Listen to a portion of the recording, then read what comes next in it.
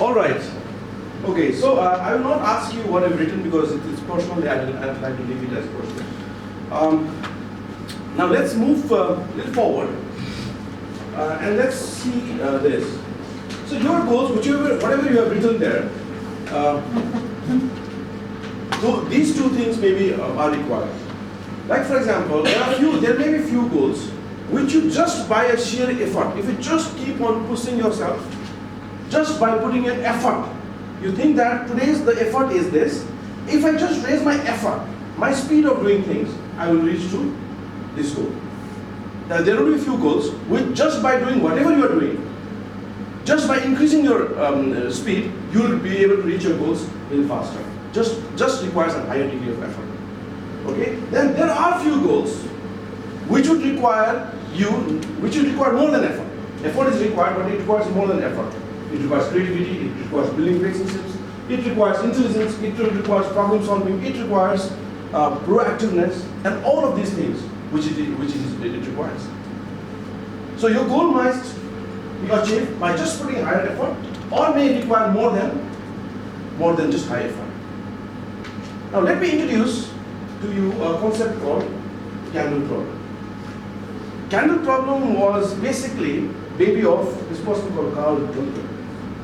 Carl Dunker in 1945 came out with this problem, which he applied over his period of time to do a lot of problem solving experiments. Okay, the thing is, if you see this, he would give a group of people some matchstick, a thumb pin, and a candle. And he would ask the group of people to come out with a solution where they have to attach this candle to the wall, light the candle on, and the objective is the wax shouldn't drip into the table or the floor, just below that. Okay, so that was the basic experiment of Carl Dunker. I will relate it to the goals a little later, but I would like you to turn to the page number 9 maybe, page number 9. And I want you to think about it and come out with a solution of how you do it. Think about it. I'm repeating the same experiment with Carl Dunker repeated to a lot of people.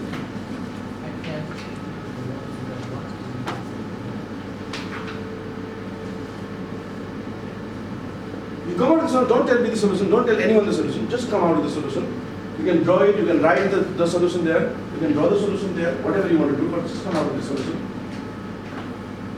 And maybe whatever you have come out with, you can write in that box, white box.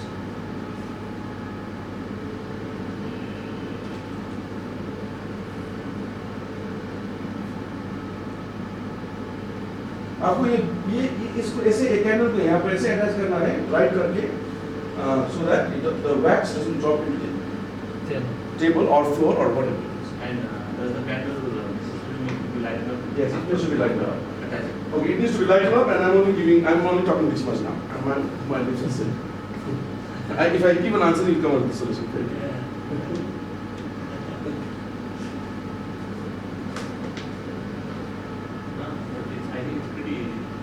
Hold on to the solution. If you have a solution, hold on to it. You can just write it there.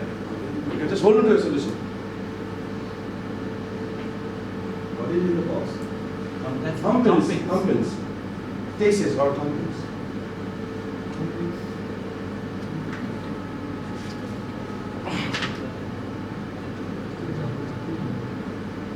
Okay.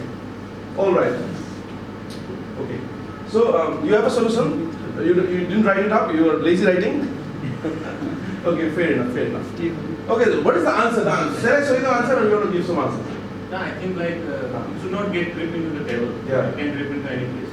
No, you cannot drip it down. If it is stable or anything. Down to the floor. Floor also. Okay, so anyone has a solution? You have a solution. That thumping down on the table, and then we light the candle and the wax will fall in the. No, but then again it is dark. You cannot drop into anything. Yeah. You cannot drop into anything. It cannot drop in the table and hit it for So it anything. will be in the table. The table or anything which I'm saying. Okay, so the solution is this, all right? The candle problem, this is not my problem. I didn't invent this problem. So the solution is this. So you have a box which had a pin inside it. You just had to put a thumb in there and then use this. Okay. So what is this called is, listen, the point is not, we're not yet in a creativity workshop. So the point is here, the key is to overcome what's called functional fixedness. But in this also, the wax will go down to the box. Box. Yeah, so then it's not dropping the table and overflow. No, but you were saying that it should not It should fall not down fall down. on anything. Anything. No, I mean, you understood like that, which is fair enough. Maybe I miscommunicated it. But it's not dropping down there, alright? So maybe it was miscommunication, sorry for that. Anyway, this is the solution of the problem. The thing is this. Okay, now you look at the box and you see it only has a container for the pins. When we saw this, frankly speaking, whatever the solution was, did we ever realize that this box could be used for something else also? Maybe. I was about to ask why is this being required actually, but I didn't ask. Okay, I was not supposed to tell you also. Okay, so the thing was, it required, the solution was not just on putting the effort is what he said. The solution was not there. The solutions were in the periphery. It required a lot of creativity for someone to come out with the solution is what Carl Douglas said. The same experiment, now Sam Gulsberg took the candle problem and he ran this experiment to different groups, okay? And he was trying to see a case study to prove the power of incentives. So he wanted to check the power of incentives. Like in organization, we give incentives, right? We give incentives to get the results. We want to give we want to tell people that if you do this, if you do it correctly, you'll get this. If you do not do this, this is the punishment. Carrot and stick. All extrinsic motivators. Now, he did the same thing and checked. He wanted to check the power of incentive. He gathered his participants and said, I'm going to time you how quickly you can solve the problem. Okay, the same thing. Now, in first group, he said to the first group that I'm going to time the group to establish norms, averages, for how long it will take someone to solve this sort of problems. For one group, it was just about norms and everything. For the second group, he offered reward. He says, if they become the fastest, they will receive US dollar 20. Now, how much faster do you think group 2 solve the problem? The ones who were given incentives. And this experiment was not done only once. This experiment was done across the continents. Even in Madurai, India, it was conducted to the MIT students. This experiment was done all over the world with different people, and the same kind of results were derived. And the result was,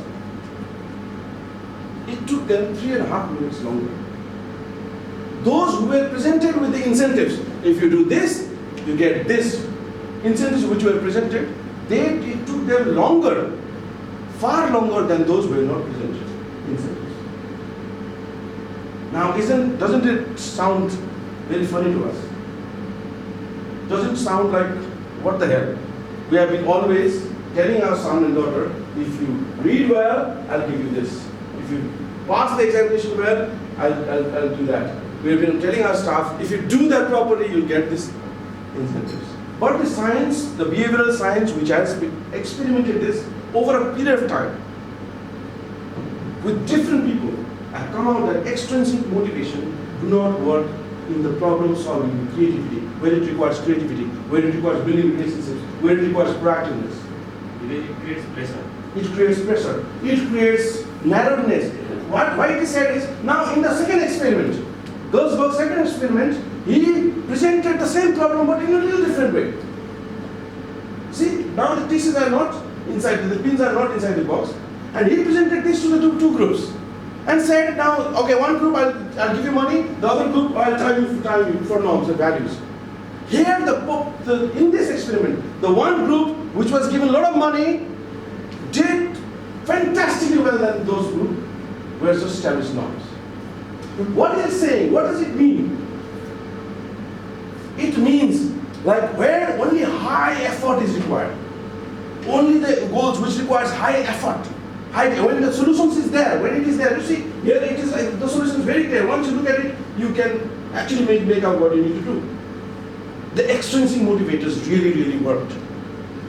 But when the solutions were not clear, when you had to be creative to come out with the solutions, extrinsic motivator didn't come out, because carrot and stick works best where there is simple set of rules and a clear destination to go. And then you say go. And the one who is incentivized to go faster. That's what experimenters do. Reward by its very nature narrows our focus, rightly said, narrows our focus, concentrates the mind. That's why they work in so many cases, like in this example.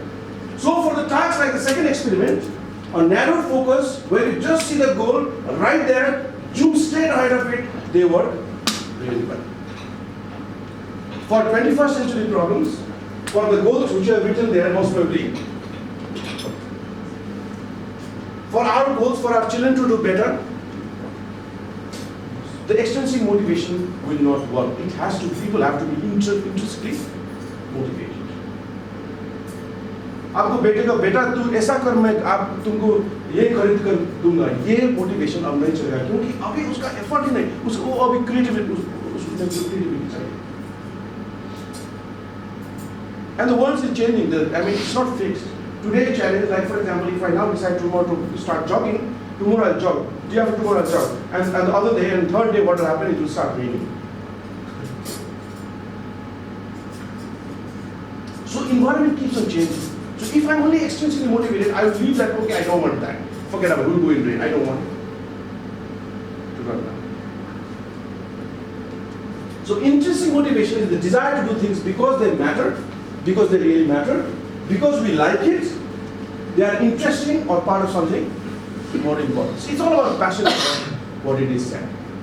Now let's try to hear what Steve Jobs in an interview talks about passion. What he says. Let's try to hear what Steve Jobs says.